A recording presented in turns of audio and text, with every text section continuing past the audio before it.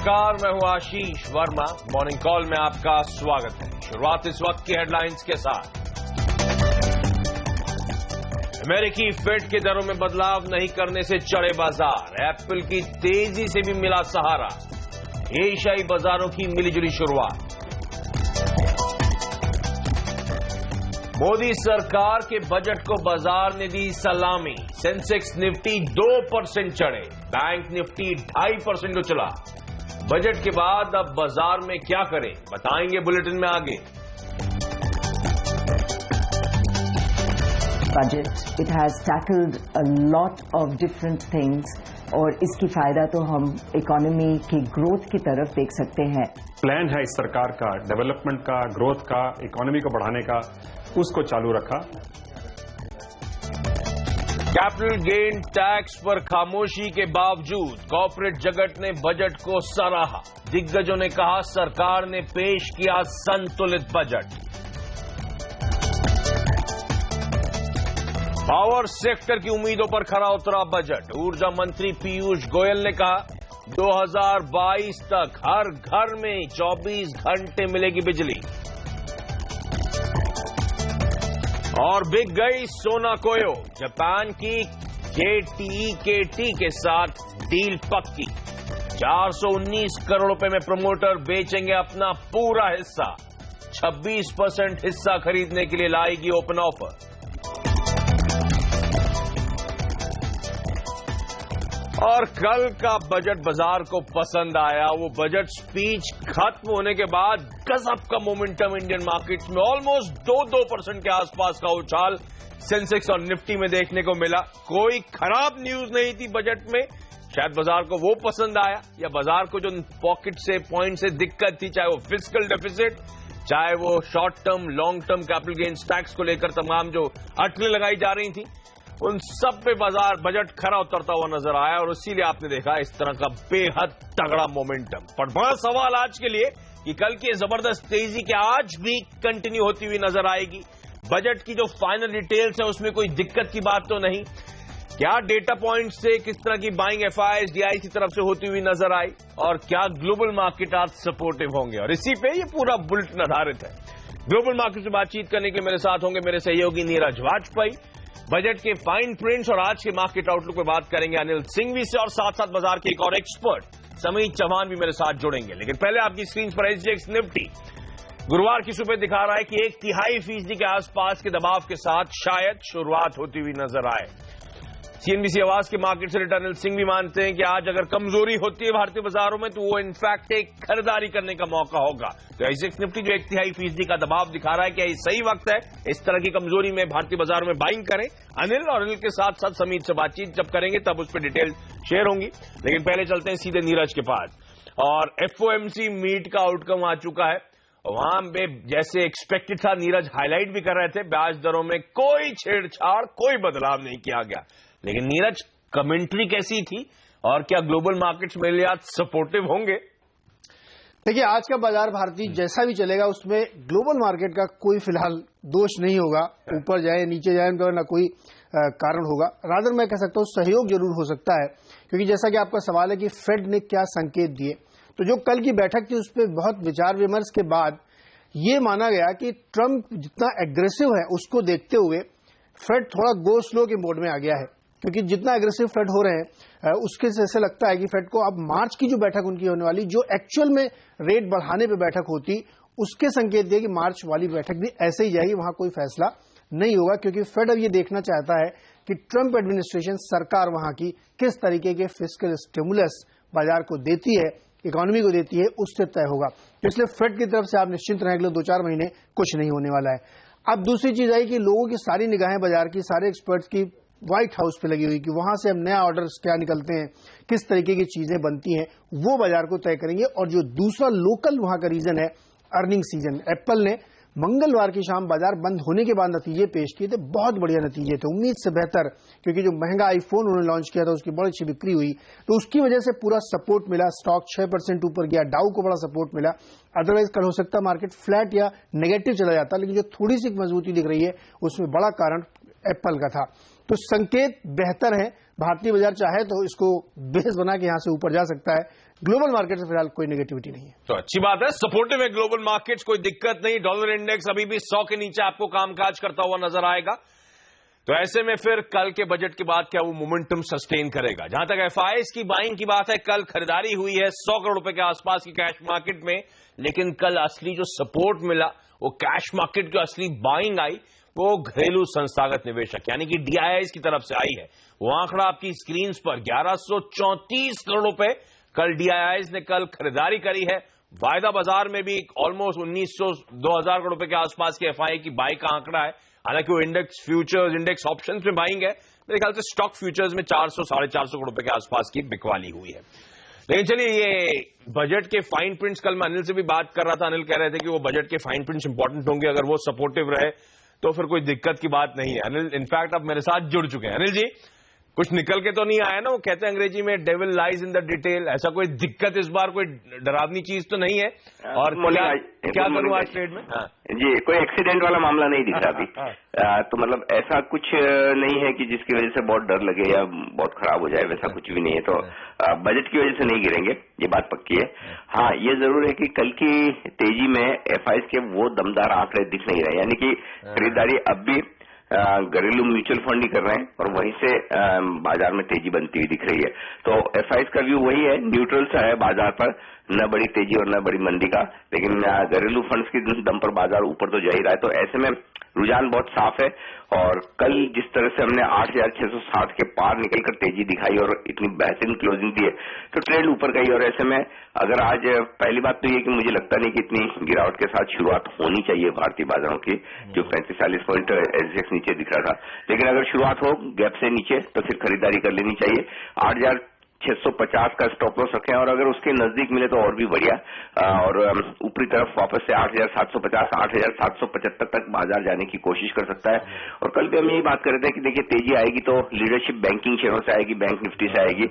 और bank Nifty ने कल जिस तरह से बेहतरीन प्रदर्शन दिया, आज हफ्ते की एक्सपायरी भी है बैंक निफ्टी के कारोबार की, तो ऐसे में मुझे लगता है कि 19,750, 19,800 बैंक निफ्टी पर बेहद मजबूत सपोर्ट है और उस सपोर्ट को ध्यान में रख के खरीदारी का एक मौका वहां भी बनता है। 20,200 के तक के लक्ष्य के लिए यहां पर तेजी की जा सकती है। मिड कैप और स्मॉल कैप शेयरों में आज एक्शन ज्यादा बढ़ेगा, वहां पर खरीदारी करनी चाहिए।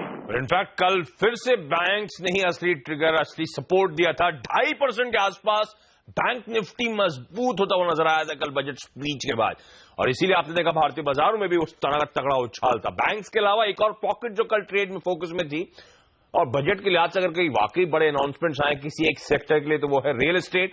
वो इंडेक्स भी आपकी स्क्रीन पर आएगा। लाइकली है कि ये मोमेंटम उस पॉकेट में भी कंटिन्यू होता हुआ नजर आएगा। बाजार पे एक और एक्सपर्ट, एंजल ब्रोकिंग के समीत चौहान अब मेरे साथ जुड़ते हुए। Samit, high, good morning. आपकी चार्ट की रीडिंग क्या कहती है सर? निफ्टी में क्या करूं आज?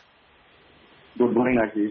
देखिए, क्लियरली ट्रेंड काफी स्ट्रांग है और हमारा यही मानना था कि राइड द टाइड ही ये स्ट्रैटेजी बेस्ट है। ये मार्केट में कोई भी छोटी मोटी डिप आती है, वहां पे आप कैरिड अवे न होते हुए आपको बाइंग ही देखनी चाहिए। इनफैक्ट दिसंबर में जब 8180 के ऊपर मार्केट ने क्लोजिंग दी थी, वहां पे एक मंथली चार्ट पे कंफर्मेशन था कि बहुत जल्दी हम लोग 9000 या उसके पार भी जा सकते थे, बट काफी फास्ट हमने उसके तरफ आए हुए हैं और अभी हमें लग रहा है कि बहुत जल्दी हम लोग 9000 या उसके पार जा सकते हैं। तो हर एक डिप में बाइंग की सलाह होगी। एक माइनर डिप अभी आती है जैसे एग्जिट निफ्टी इंडिकेट करिए, तो 8680 के आसपास बाइंग की सलाह होगी। टारगेट 8780, स्टॉप लॉस 8640 का होगा। और हमारा ये मानना है कि ये मार्केट ऐसा है जहाँ पे आपको रेजिस्टेंस देखने से अच्छा आपको सपोर्ट ढूंढनी चाहिए, जहाँ पे आपको अच्छी खासी बाइंग अपॉर्चुनिटी मिलेगी। ओह, तो हर डिप्स में खरीदारी करने के मौके ढूंढे। समीत कह रहे हैं यहां से अच्छे खासे उछाल, अच्छे खासे अपसाइड्स मार्केट में निफ्टी में दिख सकती हैं। अनिल भी यही कह रहे थे, गिरावट में खरीदारी करके चले। Samit, stock specific ideas. ये कोटक बैंक में होगा जिसने कल एक 740, 745 का लो मार के वहां से एक शार्प बाउंस दिया है। उसके चार्ट स्ट्रक्चर काफी अच्छे है, तो हमें लग रहा है कि उसमें ये तेजी और कंटिन्यू हो सकती है और बैंकिंग स्टॉक तो काफी स्ट्रांग दिख रहे हैं। तो उसमें खरीदारी की सलाह होगी with stop loss of 755, target 810। और दूसरा बाय सेंचुरी टेक्सटाइल होगा जिसमें लास्ट 1-1.5 घंटे में हमने एक स्ट्रांग मूव देखा था विद वॉल्यूम्स।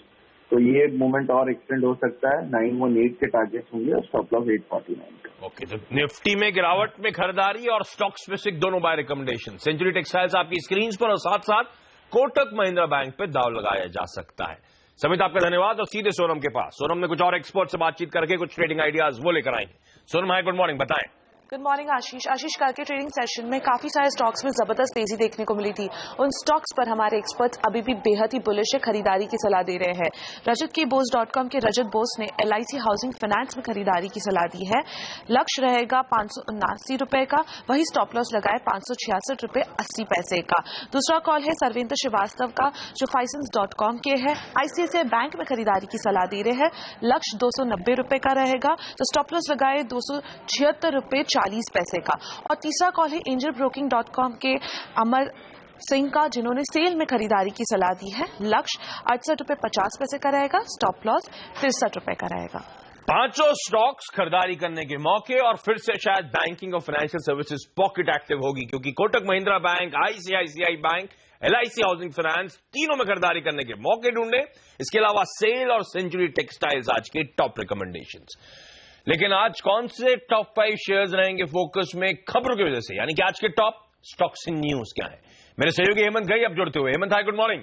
कौन से स्टॉक्स आज आपके रडार पर हैं? सोना कोयो पर रखिए नजर। देखिए, कल बाजार बंद होने के बाद सूचना दी गई एक्सचेंजेस को कि जो इनकी पार्टनरशिप वाली कंपनी थी, जापान की कंपनी JTKT, इस कंपनी, मुझे भी पढ़ने में दिक्कत हुई, बड़ी दिक्कत है इस कंपनी को पढ़ने में। ये देखिए 35 साल से इसके घरेलू जो कंपनी है उसके साथ करार था। सुरेंद्र कपूर जी ने जो सोना ग्रुप का गठन किया था, और अब आप देखिए एक तरह से सुरेंद्र कपूर साहब जो हैं वो पूरा हिस्सा बेच रहे हैं और इससे बाहर हो रहे हैं। तो जापान की कंपनी हो जाएगी अब आशीष, एक MNC कंपनी, ये भी रहेगी लिस्टेड। देखिए, और जो डील है वो 84 रुपीज प्रति शेयर में हो रही है। ओपन ऑफर भी 84 रुपीज प्रति शेयर में आ रहा है। तो हालांकि बहुत अच्छी रैली हो चुकी है, लेकिन आज फिर भी सुर्खियों में रहेगा ये शेयर। अपार इंडस्ट्रीज 54% देखिए मुनाफा बढ़ा है, और मार्जिन में भी आप देखिए अच्छा इजाफा देखने को मिला है। 6.5% से बढ़कर 8.5% हो गए हैं। तो यहां पर तेजी बनेगी। CCL प्रोडक्ट्स के नंबर्स भी कल बाजार बंद होने के बाद आए। 76% जबरदस्त मुनाफे में इजाफा देखने को मिला है, और आप देखिए इनकम भी करीब करीब 35% ऊपर रही है। तो कॉफी बनाने वाली कंपनी है, इस शेयर में तेजी देखने को मिलेगी। और इसके पीयर्स टाटा कॉफी पर भी फिर रखिएगा नजर, और नजर रखिएगा क्यूमिंस इंडिया पर भी। इसके नंबर्स भी देखिए अनुमान से बेहतर आए हैं। अनुमान था 180-82 करोड़ रुपए का मुनाफा कंपनी पेश करेगी, और पेश किया है 198 करोड़ रुपीस का प्रॉफिट। साथ ही जो पोल लगाया जा रहा था कि मार्जिन्स कैसे रहेंगे, देखिए 15.2% का अनुमान था, और उससे थोड़े से बेटर 15.6% के मार्जिन्स उन्होंने क्लॉक किए हैं। तो ये शेयर में भी तेजी होगी। पेट्रोनेट, LNG, गेल, ये तमाम ऐसी कंपनियां हैं। आशीष, जब आप और हम कल बजट सुन रहे थे तो हमने सुना कि LNG के ऊपर इंपोर्ट ड्यूटी जो है वो घटा दी गई है, और ये बेहद पॉजिटिव है। देखिए, तो पेट्रोनेट, LNG और गेल में कल की रैली आज बरकरार रह सकती है।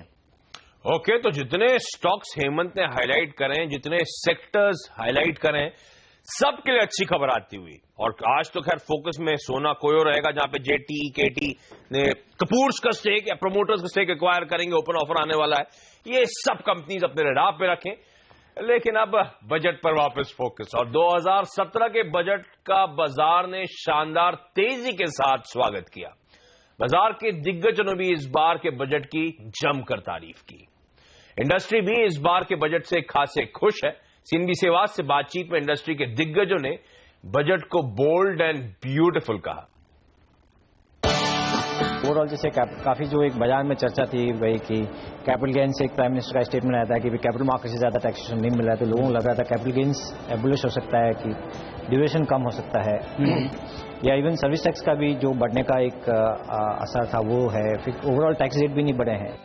सो I wish corporate tax, overall tax कम हो जाता जैसा प्रॉमिस किया है, लेकिन आई थिंक कंस्ट्रेंट है डेफिनेटली फिस्कल डिसिप्लिन के लिए। ये बजट बहुत ही बैलेंस्ड बजट है। जो सर्कमस्टांसेस थे, ग्लोबल सिचुएशन और लोकल सिचुएशन जो थी, उसको दरमियान उसको ध्यान में रखते हुए बहुत ही बैलेंस्ड बजट है। आप पहली बार देखेंगे कि 3 जो अहम मार्केट्स हैं हमारे कैपिटल मार्केट में, जो इक्विटी मार्केट, बॉन्ड मार्केट और करेंसी मार्केट, ये पहली बार तीनों के तीनों मार्केट बहुत पॉजिटिवली रिएक्ट किए हैं। इक्विटी मार्केट ऊपर है, बॉन्ड यील्ड्स नीचे आ गई हैं और रुपी स्ट्रेंथन हुआ है। इसका मतलब है कि तीनों मार्केट को बजट बहुत पसंद आया। जब भी कोई नए शेयर लिस्टेड होते हैं पीएसयू के, उसमें काफी कुछ वैल्यू अनलॉकिंग होती है। आप जाके पुरानी हिस्ट्री देखिए, at the prices the PSUs were listed and the prices they achieved 5 years later, 10 years later। तो मुझे लगता है कि इन्वेस्टरों के लिए एक शानदार अपॉर्चुनिटी है two by another quality PSUs that will be listed. उन्होंने अपना जो प्लान है इस सरकार का, डेवलपमेंट का, ग्रोथ का, इकोनॉमी को बढ़ाने का, उसको चालू रखा। खर्चा बढ़ाते हुए भी फिस्कल डिसिप्लिन मेंटेन कर पाए। उन्होंने 3% के बजाय 3.2% तक फिस्कल डेफिसिट मेंटेन किया, जो कि बिल्कुल एक्सेप्टेबल है। मोस्ट इम्पॉर्टेंट चीज है, उन्होंने सब जगह कैपिटल एक्सपेंडिचर यानी इंफ्रास्ट्रक्चर पे एक्सपेंडिचर करीबन 24% बढ़ाया है।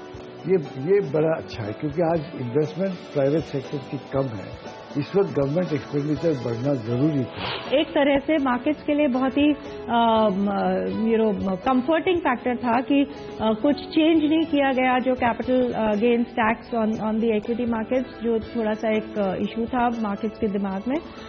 सो I would actually say that मैं कुछ इतना ज्यादा मैं मिसिंग नहीं देख पा रही हूँ। मैं इनफैक्ट ये देख पा रही हूँ कि ये काफी कॉम्प्रिहेंसिव बजट है। There was a fear that this budget, because of pending elections, could become a populist budget and do things that are meant more for votes. And I couldn't see a single thing that was specifically aimed at looking at the upcoming state elections. So these are the two things that stand out to me as something that I appreciate from this budget. तो stock market veterans, industry के दिग्गज, सबकी तरफ से आपने सुना एक बड़ा थम्स अप आता हुआ इस बजट 2017 के लिए। लेकिन बजट के बाद एक और सेक्टर अब फोकस में रहने वाला है, वो है हाउसिंग स्पेस। एचडीएफसी के चेयरमैन दीपक पारेख का कहना है कि यह हाउसिंग के लिए काफी अच्छा बजट है। इस बजट में इंफ्रा और हाउसिंग को एक कर दिया है, जिससे हाउसिंग को फायदा होगा। It's a very good budget for housing. By making it an infrastructure, qualify as an infrastructure lending, you have huge amount of advantages. We will have a huge amount of advantage. We could access the ECB market automatically. The EPFO funds can come into, has to come into infra, which will now be including housing. Insurance companies are mandated to put 25% of their investments in infra. Now housing is included in infra, we can depend on funding from the insurance companies. और कल budget speech के बाद आपने देखा होगा किस तरह से रियल एस्टेट स्पेस में मोमेंटम आया था। 5 से 15% अक्रॉस द बोर्ड कल रियल एस्टेट स्टॉक्स में बाइंग थी। इंडेक्स आपकी स्क्रीन पर 5% मजबूत दिन के हाईस पे जाके क्लोज हुआ। लेकिन चलिए यहां पे एक छोटा सा ब्रेक के बाद बजट और फेड बैठक के बाद कमोडिटी बाजार में क्या हलचल है ये बताएंगे, साथ ही रणनीति क्या हो इस पर भी होगी बातचीत।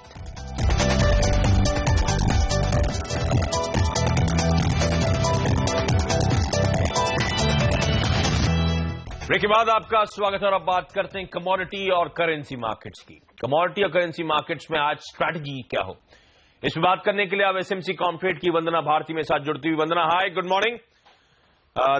दो इंपॉर्टेंट इवेंट्स डोमेस्टिक मार्केट में का और यूएस मार्केट का हमारे पीछे है मैम, तो बताएं पैसा कैसे कमाऊं, बुलियन मार्केट्स में क्या ट्रेड होगा एफओएमसी मीट के बाद?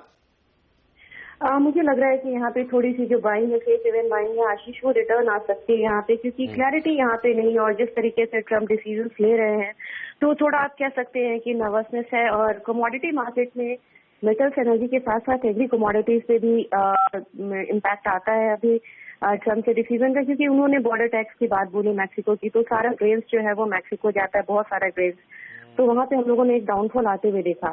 फिलहाल मुझे लग रहा है कि सेफ हेवन बाइंग जो है वो यहाँ पर रिटर्न आएगी बुलियन कॉम्प्लेक्स में, तो गोल्ड में बाय करके चलना चाहिए। और मुझे लग रहा है कि गोल्ड में एक बार 29,000 सुपर प्राइस को स्टे करना चाहिए। जिस तरीके से डॉलर इंडेक्स नीचे जा रहा है वहां से लग रहा है कि कॉन्फिडेंस जो है वो मार्केट में हट रहा है और सेफ हेवन बाइंग जो है वो आनी चाहिए। सिल्वर में सिमिलरली मुझे लग रहा है कि एक बार 42,450 के लिए बाय करना चाहिए। जो स्टॉप लॉस है यहाँ पे वो 41,850 का होना चाहिए। ओके, तो फेड मीट में ब्याज दरें नहीं बढ़ाई, ये पॉजिटिव, और ट्रम्प की पॉलिसीज को लेकर जो अनिश्चितता है, अनसर्टनिटी है, वो फायदा देगी। तो बुलियन में खरीदारी, सोने और चांदी दोनों के टारगेट्स आपकी स्क्रीन पर। अच्छा मैम, जाते थे एक बात बताएं, कच्चा तेल कल मैं देख रहा था उछाल था क्योंकि ओपेक और रशिया के बीच में सहमति है, प्रोडक्शन कट हो रहा है, इसीलिए खुश है बाजार। और आज वो स्टॉक पाइल्स के आंकड़े आ गए यूएस में, उसके चलते अब आज अर्ली एशियन ट्रेड में तो मेरे ख्याल से कच्चा तेल दबाव के साथ कामकाज कर रहा है। क्या कोई ट्रेड बनता है यहाँ पे? अगर हाँ तो डायरेक्शनल कॉल क्या होगा? जी बिल्कुल बनता है यहाँ पे आशीष। मुझे लग रहा है यहाँ पे थोड़ी सी यहाँ पे सेलिंग आ सकती है और मुझे लग रहा है कि प्राइसेस स्लोली यहाँ पे 35-30 की तरफ जा सकते हैं। तो शॉर्ट प्रॉफिट के लिए यहाँ पे सेलिंग किया जा सकता है। यहाँ पे स्टॉप लॉस मेंटेन करना होगा 3610 का। और एक बात यहाँ पे और भी काफी इम्पोर्टेंट है, क्योंकि ईरान की बात हो रही है कि अनदर मिसाइल जो है वो टेस्ट फायर करेंगे यहाँ पे, तो थोड़ा उससे जो है वो डाउनसाइड जो है वो थोड़ा सा लिमिटेड हो सकता है यहाँ पे कच्चे तेल में।